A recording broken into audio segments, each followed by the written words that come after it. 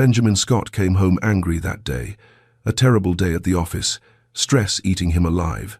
He pushed through his front door unannounced, ready to collapse into the silence that had swallowed his house for 8 months. But then he heard it. Laughter. His son's laughter. His heart stopped. Rick, Nick, and Mick hadn't laughed since their mother died. Not once. He stood frozen, chasing the sound like a man who'd just heard a ghost.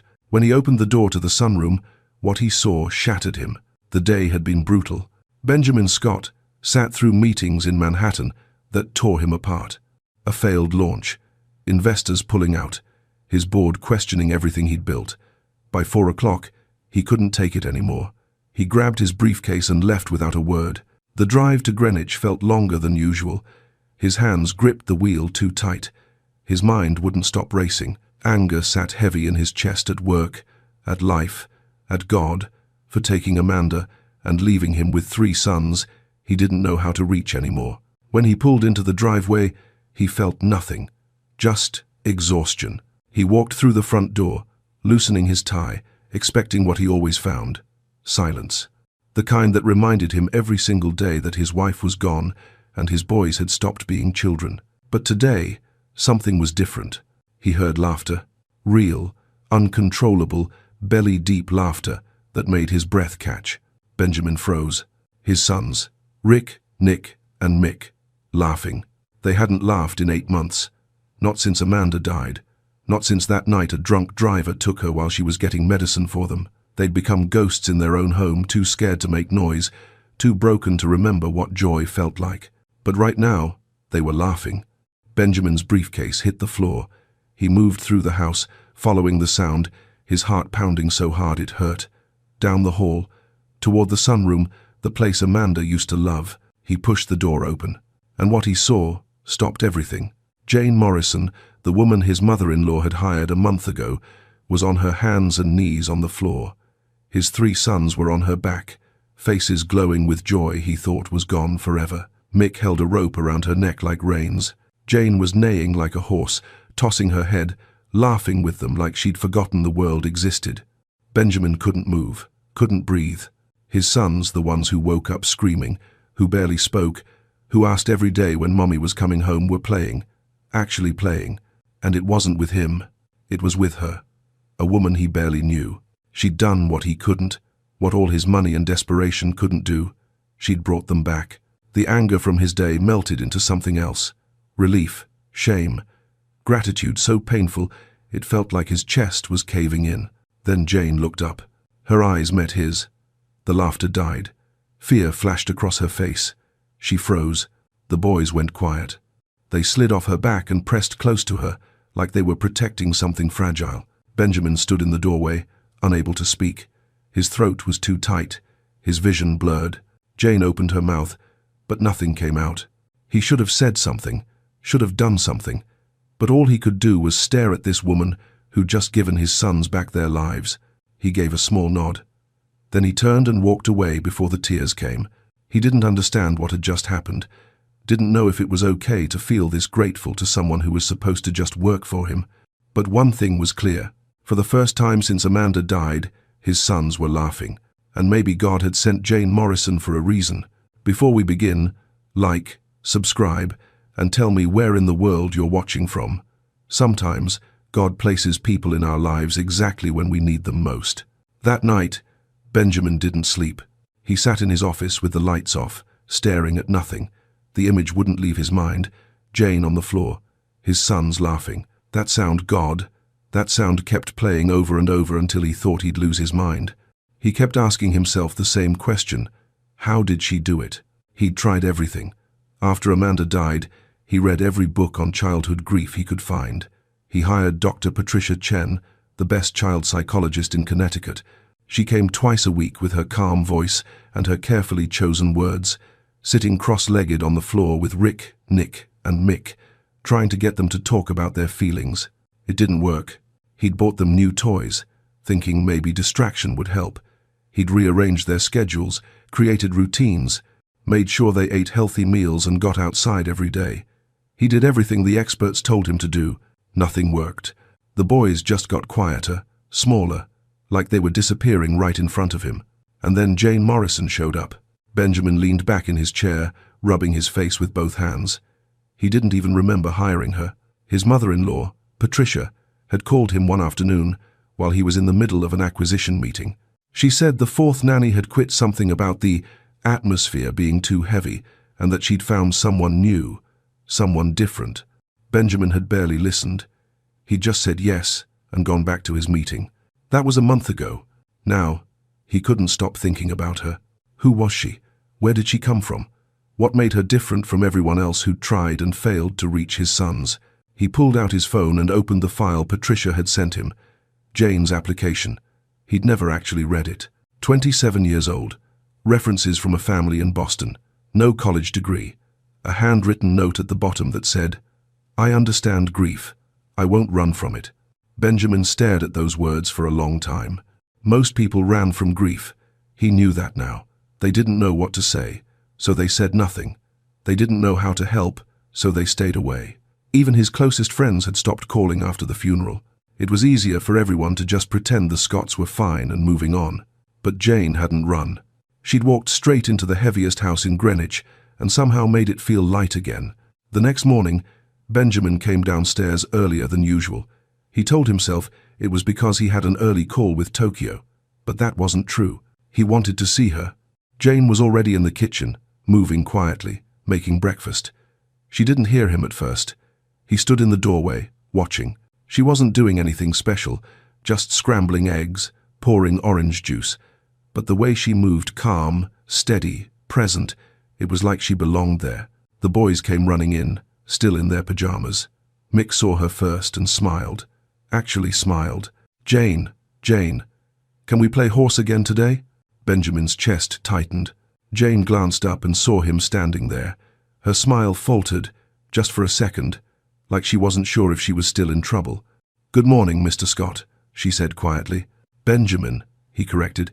His voice came out rougher than he meant. "Just Benjamin." She nodded, turning back to the stove. Rick tugged on her shirt. "Jane, can we? Can we what, sweetheart? Play horse? Like yesterday?" Jane hesitated, her eyes flicking toward Benjamin. He should have said no. Should have reminded them that Jane had work to do. That playtime wasn't part of her job description. But he didn't. "After breakfast," he heard himself say. 3 pairs of eyes turned to him, his sons, shocked that he'd said yes, and Jane, surprised that he wasn't angry. "After breakfast," Jane repeated softly, smiling at the boys. "Now, sit down and eat." They obeyed without argument. Benjamin poured himself coffee and sat at the far end of the table, watching. The boys talked to Jane while they ate. Not full conversations, they still weren't ready for that, but small things. Mick told her about a dream he had. Nick asked if she liked dinosaurs. Rick just sat close to her, like being near her was enough. And Jane listened, really listened, like every word mattered. Benjamin realized something that made his throat tight. She wasn't just good with them, she loved them, and they loved her back. For the first time in 8 months, Benjamin felt something he thought was gone forever. Hope. Benjamin started coming home earlier. He told himself it was because work was slowing down. That wasn't true. The truth was harder to admit. He wanted to see them, wanted to hear his sons laugh again, wanted to watch Jane somehow breathe life back into a house that had felt dead for so long. Most days, he'd find them in the playroom or out in the yard. Jane would be sitting on the grass with all 3 boys, reading to them or helping them build something with blocks. She never made a big deal out of it, never performed for him. She just loved them quietly, naturally, like it was the easiest thing in the world. Benjamin would watch from the window upstairs, careful not to interrupt. The house still carried Amanda everywhere. Her paintings hung on the walls, bright, colorful abstracts she'd worked on late at night when she couldn't sleep. Her coffee mug sat in the cabinet, unwashed, exactly where she'd left it that last morning. Her handwriting was still on the grocery list, stuck to the fridge. Milk, eggs, blueberries. Don't forget Mick's medicine. He couldn't bring himself to erase it. At night, after Jane put the boys to bed, Benjamin would walk through the rooms like he was searching for something he'd lost. Sometimes he'd stop at the master bedroom door but couldn't go in. The bed was still made, the way Amanda had left it. Her pillow still had the dent from her head. Her book was still on the nightstand, bookmark halfway through. Changing anything felt like erasing her. so he slept in his office instead. On the couch, surrounded by work he didn't care about. It was almost midnight when he found Jane in the library. He hadn't meant to. He'd just been wandering again, unable to sleep, when he saw the soft glow of the reading lamp. She was curled up in the corner of the leather couch, barefoot, a book open in her lap. She looked peaceful, like the weight of the house didn't touch her the way it touched him. Benjamin cleared his throat softly. Jane looked up, not startled, just calm. Couldn't sleep either. He shook his head and stepped further into the room. For a moment, he just stood there, unsure what to do. Then he sat down across from her, not close, but not far. The silence between them felt different than the silence everywhere else in the house. It didn't press down on him, it just existed. "What are you reading?" he asked. She held up the book. "Beloved" by Toni Morrison. "Heavy reading for bedtime," he said. "Heavy thoughts need heavy books," she replied simply. Benjamin almost smiled. Almost. They sat in the quiet for a while. He didn't know what to say, didn't know how to thank her for what she'd done, didn't know how to ask her to keep doing it without sounding desperate. Finally, he spoke. "They laughed yesterday. Really laughed. I haven't heard that sound since." He couldn't finish. "Since Amanda," Jane said softly. Hearing his wife's name out loud felt like a punch to the chest. Most people avoided saying it, like saying her name would break him, but Jane didn't look away. "They talk about her," Jane said. "The boys. They tell me stories." Benjamin's throat tightened. "What do they say?" That she smelled like flowers, that she sang off-key in the car, that she let them eat dessert first on Tuesdays. Tears burned behind his eyes. Those were details he'd forgotten, small things that used to make him laugh, things that felt lost forever, until now. "Thank you," he whispered, "for remembering her through them." Jane closed her book and stood. "Good night, Benjamin." She left the room quietly, and he sat there alone, feeling less empty than he had in months. Maybe she wasn't just helping his sons heal. Maybe she was helping him too. 3 weeks passed. Benjamin found himself looking for reasons to be home. He'd finish calls early, skip dinners with investors, make excuses to his assistant about why he couldn't stay late. The truth was simple. His house didn't feel like a tomb anymore. Tonight, he came home around 8. The boys were already asleep. He could hear the soft hum of the dishwasher running in the kitchen. Everything felt normal, calm. Then he heard it, crying, soft, broken. The kind of crying someone does when they think no one's listening. Benjamin's chest tightened. He moved quietly toward the kitchen and stopped in the doorway. Jane sat alone at the table, her back to him. Her shoulders shook. In her hands, she held something small, a silver locket, open, catching the light. She didn't hear him. She was too lost in whatever pain had her by the throat. Benjamin didn't move, didn't speak, just watched as this woman, who'd been so strong, so steady for his sons, fell apart in his kitchen. Finally, she sensed him. Her head turned. When she saw him standing there, her eyes went wide. She wiped her face quickly, trying to pull herself together. "I'm sorry," she said, her voice cracking. "I didn't mean to. I'll just—" "Who's in the locket?"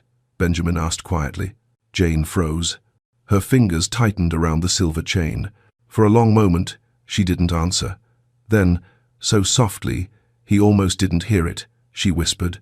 Her name was Hope. Benjamin stepped into the kitchen and sat down across from her. Jane's face crumpled. Fresh tears spilled over. She died 2 years ago. Leukemia. She was 3 years old. The words hung in the air like smoke. Benjamin felt something crack open inside his chest. "Jane, she was my daughter," Jane continued, her voice shaking. "My baby girl. We fought for a year, hospitals, treatments, watching her get sicker, watching her lose her hair, watching her stop being a little girl and become someone I didn't recognize." Her hands trembled as she opened the locket wider, showing him the tiny photo inside. A little girl with gap teeth and bright eyes, holding a dandelion. "My husband blamed me," Jane said. "Said I should have noticed the symptoms sooner, should have pushed the doctors harder, should have done something, anything, to save her.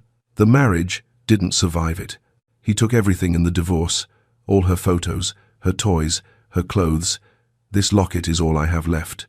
Benjamin's throat closed. He couldn't speak. "I became a nanny because," Jane's voice broke completely. Because I don't know how to live in a world without children's laughter. It's the only thing that makes the quiet bearable. When I heard about your boys, about what they'd lost, I thought maybe I could help them in ways I couldn't help my own daughter. She looked up at him, tears streaming down her face. I'm sorry. I know this isn't professional. I know I shouldn't. You're not just helping them heal, Benjamin interrupted, his own voice rough. You're healing yourself. Jane shook her head. I don't think I'll ever heal. Maybe not, Benjamin said. But loving my sons, it's keeping you alive. The same way you're keeping them alive. He reached across the table and covered her hand with his. Her fingers were cold, trembling. They sat like that for a long time. Two people drowning in grief, holding on to each other in the dark. Does it get easier? Jane whispered. The missing? Benjamin thought about Amanda. About the hole she'd left. About how every morning he still reached for her side of the bed and found it empty. No, he said honestly, but the missing becomes different. It becomes part of you. A presence instead of an absence. Jane nodded, tears still falling. She closed the locket slowly, pressed it against her heart. Thank you, she whispered, for not looking away. Thank you, Benjamin said, for showing up. And in that moment, something shifted between them.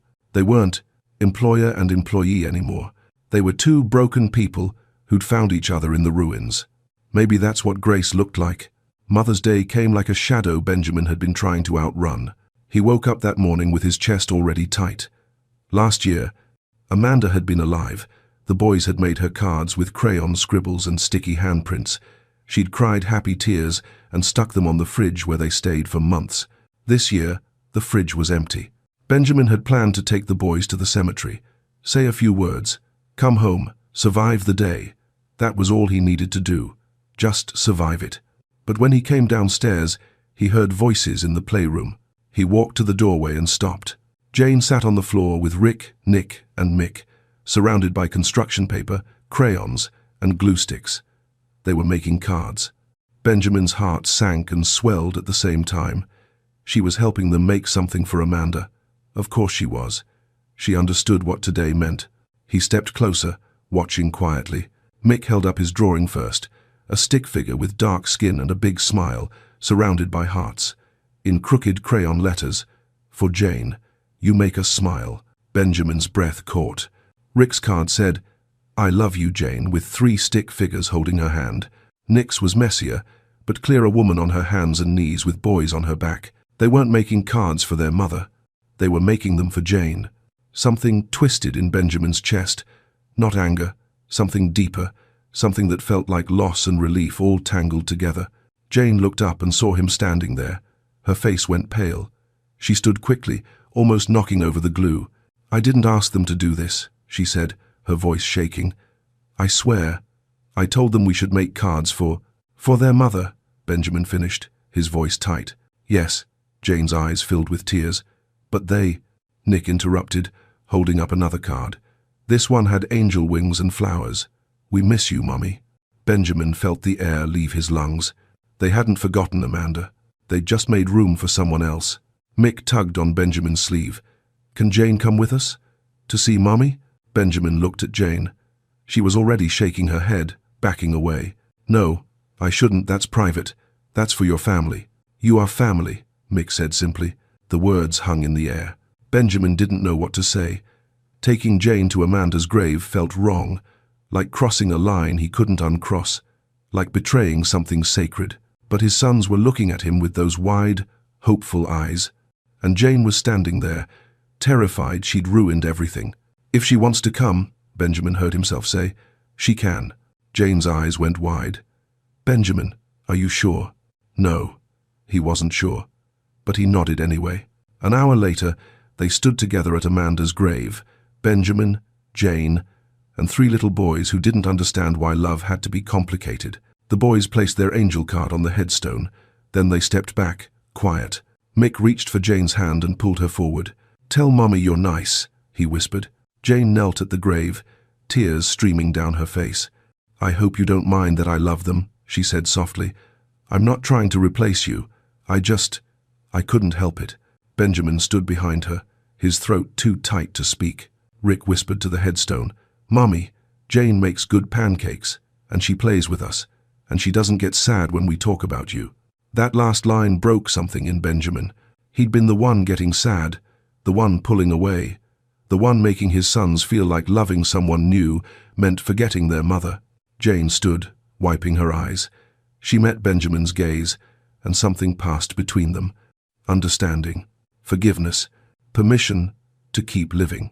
2 months after that day at the cemetery, Benjamin went to a charity gala at the Greenwich Country Club. He didn't want to go. He'd been avoiding these events since Amanda died. But his mother-in-law, Patricia, was on the planning committee, and she'd insisted, "You can't hide forever, Benjamin. People want to see you."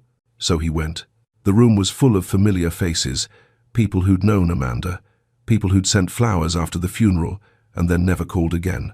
They smiled at him now, polite and distant, like he was something fragile they didn't know how to touch. Harrison Blake, a fellow tech CEO, approached with his wife, Vanessa. "Benjamin, good to see you out," Harrison said, shaking his hand. "How are the boys?" "Better," Benjamin said. "Much better, actually."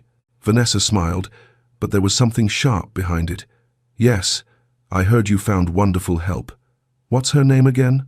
Warning bells went off in Benjamin's head. "Jane Morrison," he said carefully.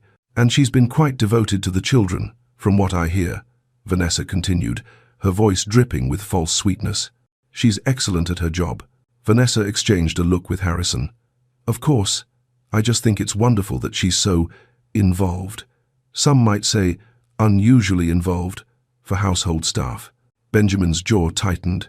"I'm not sure what you're implying." "Nothing." Vanessa touched his arm. "Just that people talk.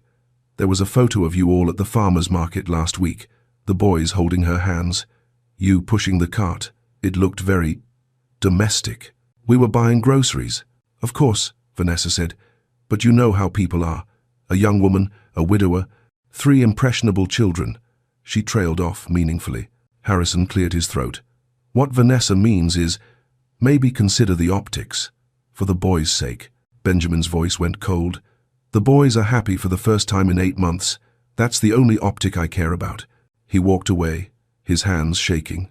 But over the next week, the whispers grew louder. Someone wrote a blind item in the local society column. "Which widowed tech titan is getting too comfortable with the help?" A photo appeared online, Jane and the boys at the playground, laughing. The caption read, "Nanny," or something more. Then the call came from Brookfield Academy, the private preschool where he'd enrolled Rick, Nick, and Mick for the fall. The headmaster's voice was apologetic, but firm. "Given the recent attention, and considering the sensitivity of our other family's concerns, perhaps it's best if the boys start next semester instead." Benjamin gripped the phone. "You're rejecting my sons because of gossip. We're protecting all our students from unnecessary scrutiny. My children are being punished for having someone who loves them? Mr. Scott, please understand." Benjamin hung up. His chest felt like it was caving in. Not because of the school. He could find another school, but because he knew what this meant. Jane would hear about this. She'd see the articles. She'd know she was the reason his sons were being rejected. And she'd leave. He drove home faster than he should have, his mind racing. When he got there, he went straight to Jane's room in the guest cottage. The door was open, and she was packing. Her suitcase lay open on the bed, half filled with clothes. She moved mechanically, folding shirts, placing them inside. Benjamin stood in the doorway, frozen. "Jane." She turned. Her eyes were red. "I can't stay," she said quietly. "I've become the problem." "Don't." Benjamin's voice came out rough, almost desperate. Jane kept folding clothes, her hands trembling.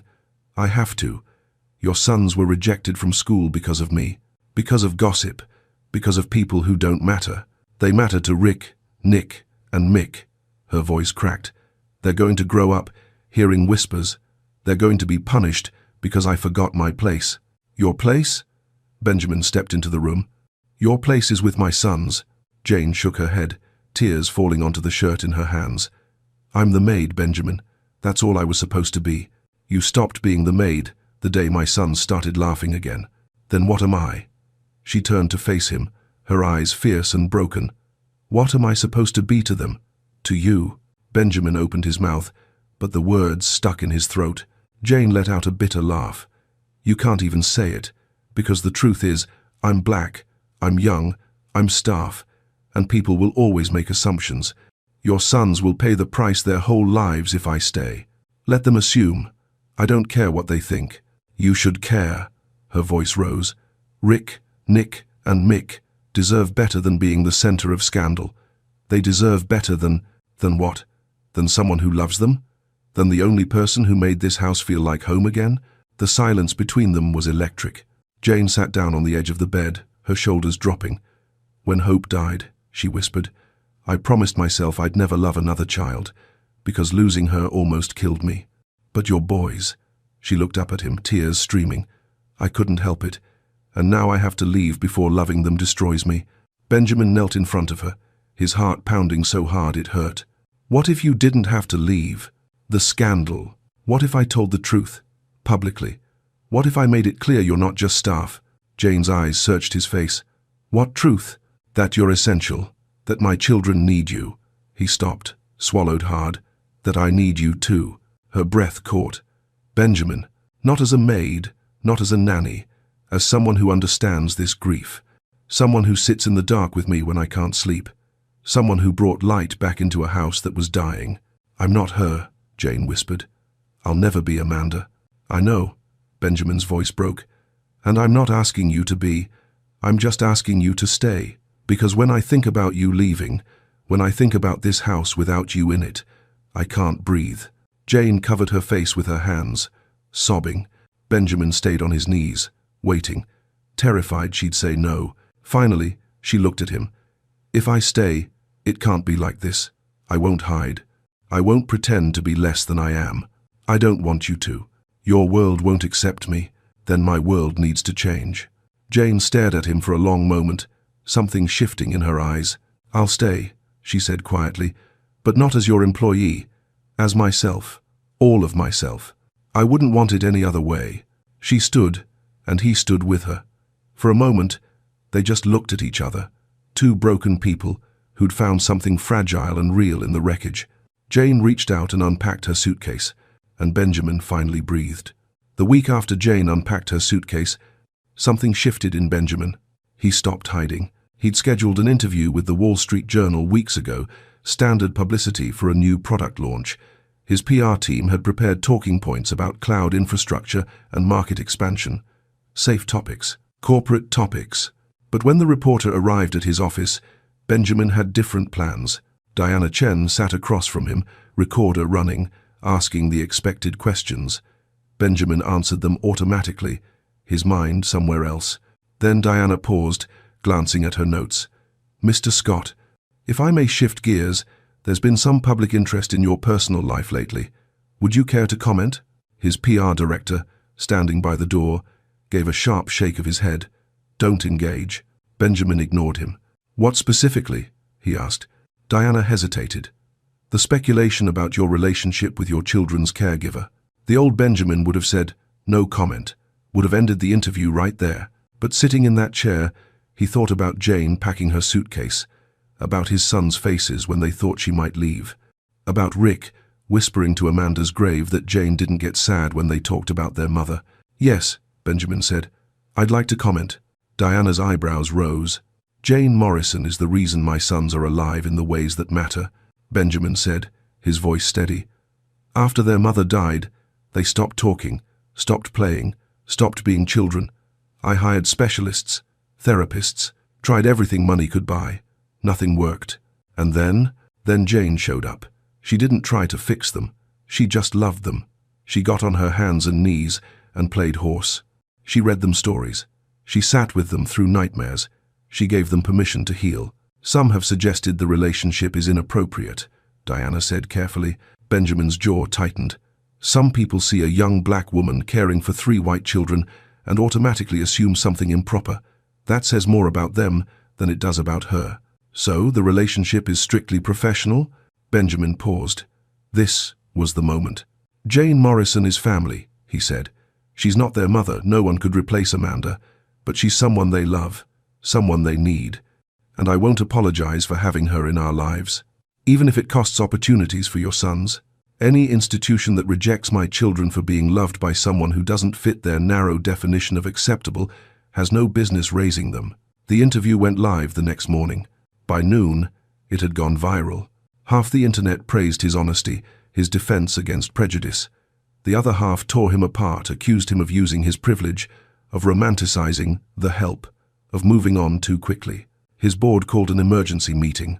Benjamin walked into the conference room to find 12 faces staring at him with concern. "The optics are problematic," his CFO began. "I don't care about optics," Benjamin said. "I care about my family.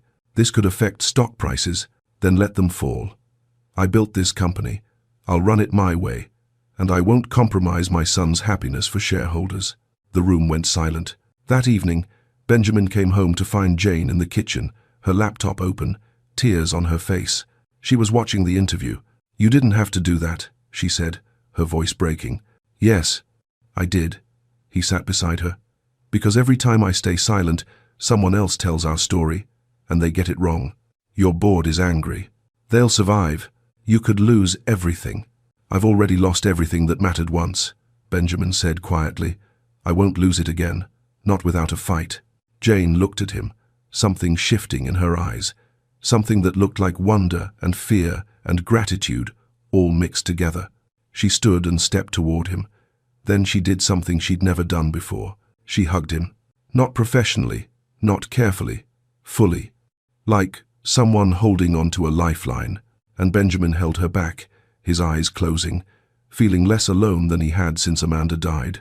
Maybe this was what grace looked like. Two broken people choosing each other in the wreckage. 6 months passed. The whispers didn't stop completely, but they quieted. Some people came around, others didn't. Benjamin stopped caring which was which. What mattered was happening inside his home. Rick started speaking in full sentences again. Nick's smile came back, the real one, not the polite one he'd been using since the funeral.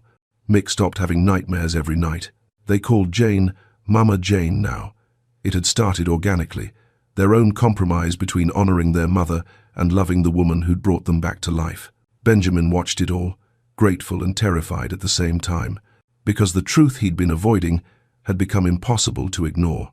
He was falling in love with her, not because she'd saved his sons, not because she'd made his house feel like home again, but because of who she was when no one was watching. The way she hummed while cooking, the way she left books face down on every surface, the way she sat with him in the dark when neither of them could sleep, not saying anything, just being present. He'd spent weeks working on something in secret, something that kept him up at night, making calls, reviewing plans, meeting with architects and lawyers. Tonight, he was finally ready. He found Jane in the garden with the boys. They were planting flowers, Amanda's favorite peonies. The evening light made everything look golden. "Jane, can I show you something?" She looked up, dirt on her hands, a question in her eyes. He led her to the east wing of the estate, the section that had been closed off since Amanda died. She'd planned to turn it into something, but never got the chance. Benjamin opened the doors. Inside were blueprints spread across tables, architectural renderings on the walls, documents with official seals. Jane stepped in slowly, her eyes scanning everything. "What is this?" she whispered. "The Hope and Amanda Foundation," Benjamin said. "A residential care facility for families with children undergoing cancer treatment, medical support, grief counseling, play therapy. A place where families can heal together." Jane's hands flew to her mouth. Her daughter's name, Amanda's name, together. "You'd do this?" Tears spilled down her face. "I can't build it without you," Benjamin said quietly. "You know what these families need. You've lived it. This is your calling, Jane. But it doesn't have to take you away. It can happen here, with us." He handed her an envelope. She opened it with shaking hands. Inside were legal documents, co-director of the foundation, equal partner, and beneath that guardianship, papers. "If anything happens to me," Benjamin said, his voice rough, "you're their legal guardian. You already are in every way that matters. This just makes it official." Jane couldn't speak. She just stared at the papers, tears streaming. "I'm not asking you to replace Amanda," Benjamin said. "I'm asking you to help me honor her, to turn our grief into something that saves others." Jane looked up at him, and something passed between them that felt bigger than words. "Why?" she whispered. "Why would you do this for me?" Benjamin stepped closer, his heart pounding. "Because you're not just important to my sons," he said. "You're important to me, and I don't want to imagine a life without you in it." The air between them shifted. Jane reached out and took his hand, and for the first time since Amanda died, Benjamin felt something other than grief. He felt hope. 6 months later, the Hope and Amanda Foundation opened its doors. Families came from all over the Northeast, parents with sick children, grandparents raising grandkids, siblings trying to hold each other together while cancer tore their worlds apart. The East Wing that had been empty for so long was now filled with life. With tears and laughter, and people learning how to survive the unsurvivable. The dedication ceremony was small. Benjamin had wanted it that way. Just donors, a few reporters, and the families who'd be staying there. He stood at the podium, looking out at the crowd. His prepared speech sat in his pocket, untouched. Instead, he found Jane standing in the back with Rick, Nick, and Mick. They were wearing matching outfits Amanda would have loved. The boys were smiling, really smiling. Benjamin cleared his throat. "I built my company by believing in systems," he began. "Data, control. I thought if I could just understand how things worked, I could solve any problem." He paused, his voice catching. "Then I lost my wife, and I learned that some things can't be solved. Some things can only be survived." The room was silent. I was failing at surviving. My sons were failing with me. We were drowning in a house full of everything except what we needed most. He looked directly at Jane. "Then someone showed up who taught me that healing doesn't come from fixing. It comes from presence, from staying, from loving people in their mess and not asking them to clean it up first." Jane's hand covered her mouth, tears streaming. "This foundation exists because 2 women believed that the only response to unbearable loss is unbearable love. My late wife Amanda, who taught me what it means to give everything, and Jane Morrison, who showed my sons and me that it's possible to live again." He motioned to her. "Jane, would you come up here?" She shook her head, but the boys pushed her forward gently. She walked to the stage, trembling. Benjamin pulled out an envelope.